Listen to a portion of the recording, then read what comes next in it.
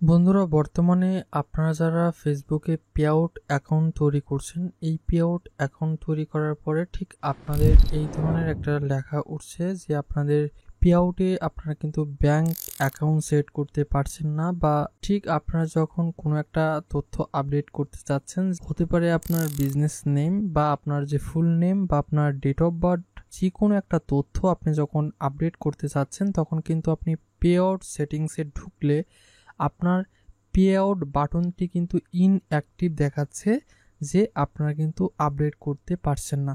এর কারণ কি সেটা আজকে আমি আপনাদের সাথে পুরোপুরিভাবে শেয়ার করব, এবং আপনারা অনেকেই হয়তোবা ভয় পাচ্ছেন যে আপনাদের পে আউটটা সঠিকভাবে খোলা হয়েছে কিনা সেটা।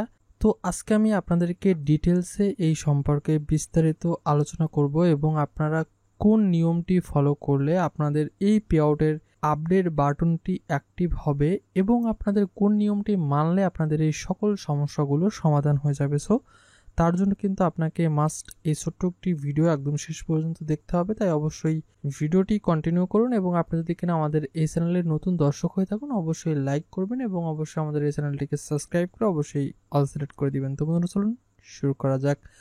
সো বন্ধুরা, আপনারা যখন আপনাদের পে আউটের সেটিংসে গিয়ে দেখতে পাচ্ছেন ঠিক এই ধরনের একটা লেখা উঠছে, অনেকেই না বুঝে কিন্তু আমাদের ফেসবুক গ্রুপে আপনারা পোস্ট করছেন, আমি দেখছি কয়েকদিন যাবত। সো আপনারা অনেকেই এটা নিয়ে অনেক টেনশনে আছেন, তাদেরকে বলতে চাচ্ছি আসলে ফেসবুক কেন এই আপডেট করতে দিচ্ছে না, আসলে কারণটা কি। কারণটা হচ্ছে আপনার পে আউটে হয়তো এখনো পর্যন্ত কোনো আর্নিং হয়নি, আর আর্নিং যদি হয়েও থাকে সেটা আপনার পে আউটে যে থ্রেশ হোল্ড আছে সেই থ্রেশ হোল্ড পর্যন্ত পৌঁছায়নি। এর অর্থ হচ্ছে আপনার পে আউটে কিন্তু $100 হলে তারপরেই কিন্তু আপনার ব্যাংকে কিন্তু টাকা ঢোকে।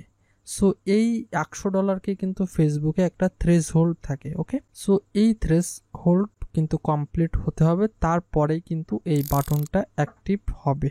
তার আগে কিন্তু আপনি কোনো তথ্য আপডেট করতে পারবেন না।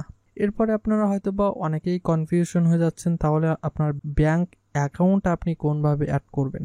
আপনার যখন পে আউটে ডলার ইনকাম হওয়া শুরু হবে বা ডলার জমতে শুরু করবে, তখন কিন্তু ফেসবুক থেকে আপনার কাছে নোটিফিকেশন দিবে, অথবা আপনি মাঝে মাঝে পে আউটে ঢুকলে কিন্তু আপনি দেখতে পাবেন ফেসবুকের সেটিংস অপশন অথবা নোটিফিকেশন বারে যে স্টেপে কিন্তু আপনারা যেমনটা স্ক্রিনে দেখতে পাচ্ছেন, এই স্টেপে কিন্তু এখানে নোটিফিকেশন আপনাদের আসবে যে আপনাদের ব্যাংক অ্যাকাউন্ট সেট আপ করতে হবে। তো অবশ্যই মাস্ট এমন হতে পারে যে আপনার $50 হলেও আপনার ব্যাংক অ্যাকাউন্ট সেট আপ করার অপশন আসতে পারে, বা আপনার $100 যেটা থ্রেশ হোল্ড ওইটা কমপ্লিট হলে কিন্তু আপনার আসতে পারে। তবে অবশ্যই আপনাকে এই ফেসবুকের পলিসিগুলো মেনে কাজ করতে হবে, তাহলে কিন্তু আপনি এই পে আউটের সকল তথ্য আপডেট করতে পারবেন। এরপরে আসি যে আপনারা অনেকেই কনফিউশন হয়ে যাচ্ছেন যে আপনাদের পে আউট অ্যাকাউন্টটা সত্যিকারে খোলা হলো কিনা। না হলে যদি সত্যি খোলা হবে তাহলে আগে তো ব্যাংক অ্যাকাউন্ট সেট করা যেত, টিন সার্টিফিকেট অ্যাড করা যেত, তারপরে W8 সার্ভিস যে ফাইলটা সেটা কিন্তু ফিল আপ করা যেত। বাট বর্তমানে কেন কোনো কিছুই দিচ্ছে না ফেসবুক।